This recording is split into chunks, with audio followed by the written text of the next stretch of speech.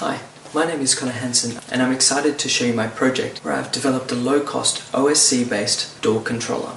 A DAW is a digital audio workstation which has replaced the old analog workflow of recording a multi-channel recording to tape and then downmixing it to a single stereo recording which is then released. A DAW allows a user to record, edit and then downmix a project entirely on the computer.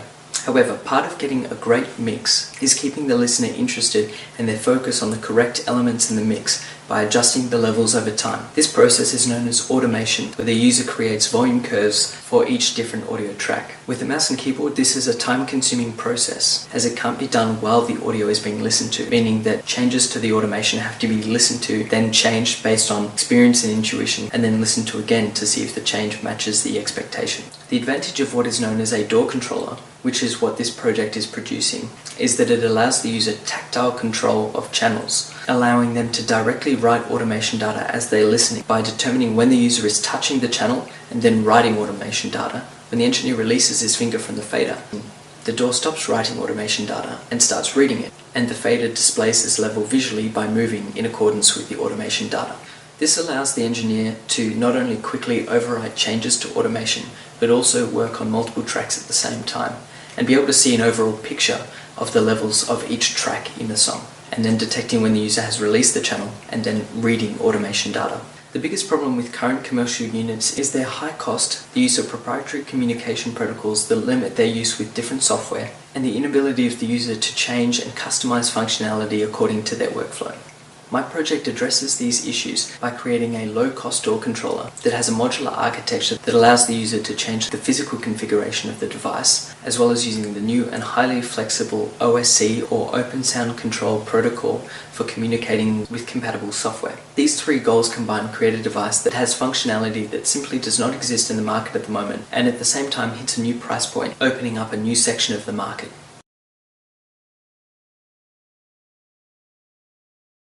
In an analog workflow, inputs from microphones go into a mixer.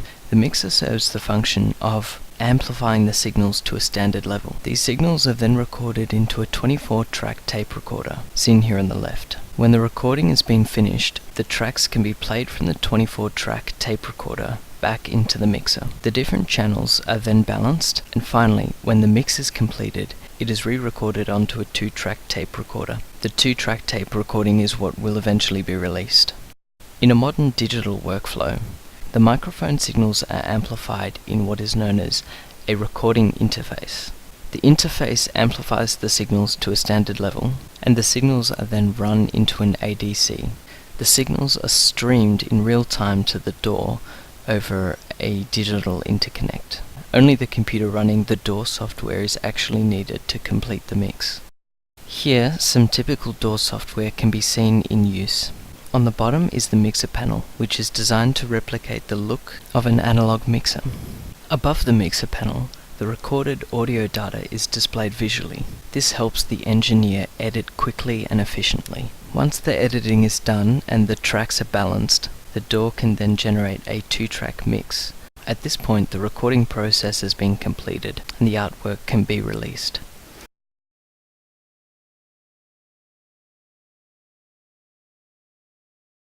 Current control surfaces also exclusively use an outdated protocol called MIDI, developed in the 80s, which can only send 8-bit integer values to 127 different addresses. This is a severe limitation as it has not sufficient resolution for many controls, and the limit in addresses restricts the functionality that the unit can provide.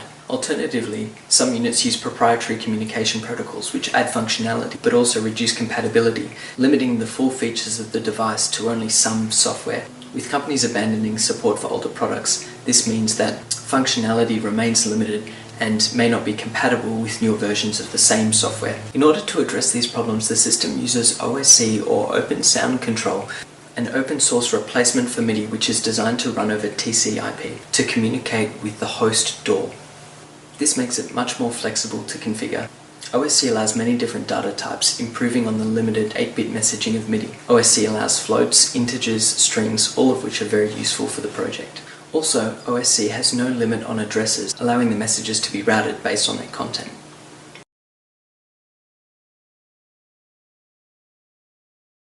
Thanks to the integration of the OSC protocol and the use of Arduinos as controllers, not only is the functionality improved, but the project is guaranteed to be able to be updated in the future. The Arduinos can be accessed by the user to be reprogrammed. Also, since the device is designed to use OSC as opposed to a proprietary messaging system, it's guaranteed to be compatible with any software that chooses to integrate OSC into the environment.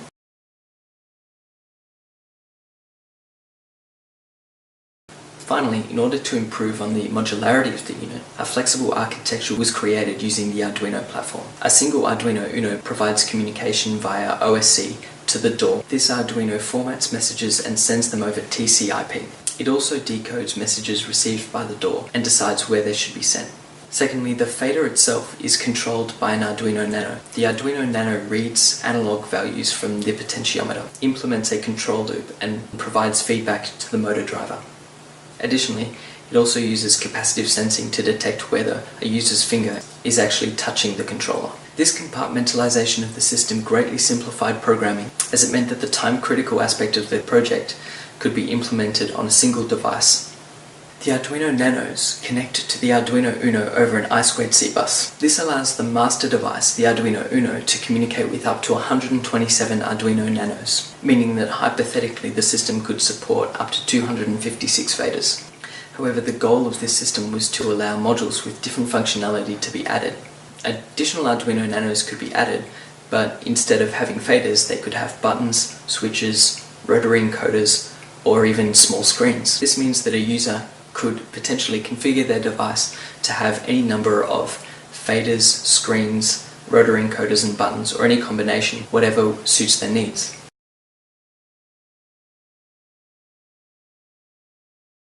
Most of the learning in this project came from implementing the control loop in the Arduino Nano. Although single axis movement with DC motors is not a complex problem, the system introduces its own challenges. Firstly, the Arduino Nano only has a 10-bit ADC. This limits the accuracy of the conversion, and the induced quantization noise can reduce the fader's performance, namely making it either less accurate or less smooth. For this project, smoothness is an important characteristic as it makes the faders unobtrusive and quiet. An Arduino Nano is also a relatively slow processor. It also has very little memory. This creates two problems. The speed limits debugging because serial communication to a debugging PC slows down the control loop as much as 50 times, meaning that the dynamics are extremely different. A potential solution is writing the values to memory. However, here a second problem presents itself, that the Arduino Nano can simply not store very much movement of the fader without running out of memory. When experimenting with this, it created a lot of issues with stack overflow and memory corruption that would cause the Arduino Nano to stop executing and for all the data to be lost. The second major problem was making the movement of the fader smooth at low speeds. When a large set point change was made, the fader would smoothly speed up to maximum speed and then slow down, stopping with no overshoot at the target position. However, at low speed, the fader would move in a jagged motion demonstrated here.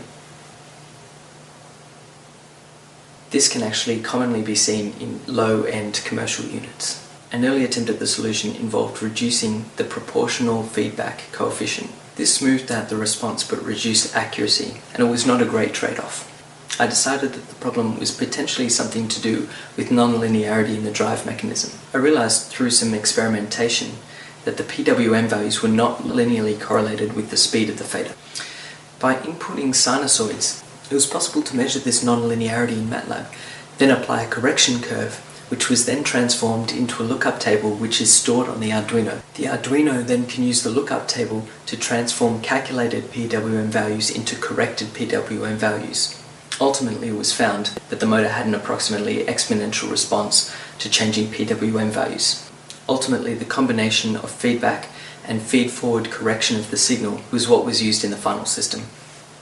A second cause of poor tracking during low speed was also found to be instability in the ADC measurement. It was possible to see by reading ADC values that there were significant amounts of noise being read by the ADC that exceeded the expected specification given by Arduino.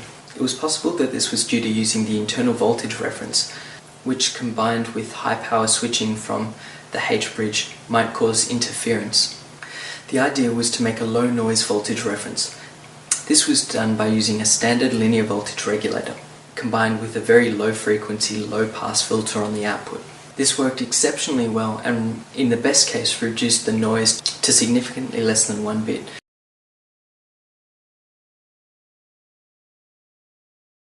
In conclusion, it can be seen that the key goals of this project have been achieved. A touch-sensitive motorized OSC-based door controller has been created using the Arduino platform, allowing modularity, customizability, flexibility, a low cost, and high performance. In the future, I hope to develop this project into a multi-fader unit. This represents the next step in turning the device from a functional prototype into an actual usable tool. Thank you for watching and being a part of this journey.